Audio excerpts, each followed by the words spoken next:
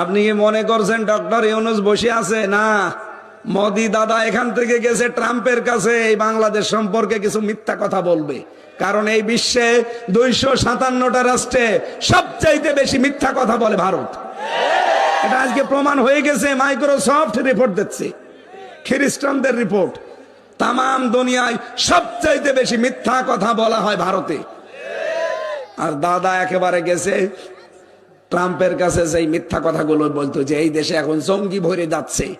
এই যে জুমার নামাজ পড়ে আমরা বের হই, 500, 600, 1000 মানুষ টুপি মাথায় দাড়ি মুখে, কথা বলেন না কেন? এই যে কোরআন শুনছেন বসে বসে হাজার হাজার মানুষ। ওই শয়তান যারা আছে উগ্রপন্থী, আমি নাম নিতে ওদের ঘৃণা করি, ওই শয়তান গুলো এগুলো ছবি তুলে পাঠায়, ট্রাম্পকে দেখায় এই দেশে জঙ্গি ভরে গেছে, দেশে কত বড় বড় দাড়িওয়ালা লোক, টুপিওয়ালা লোক এক জায়গায় হয়েছে। ওরা এমনি দাড়ি টুপি দেখলে ভয় করে।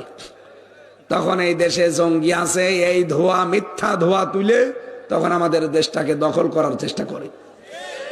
আপনি বলেন জঙ্গি যদি বাংলাদেশে থাকবে, আজ 6 মাস 9 দিন হয়ে গেল, একটা জঙ্গির নাটক পেয়েছেন? বলেন।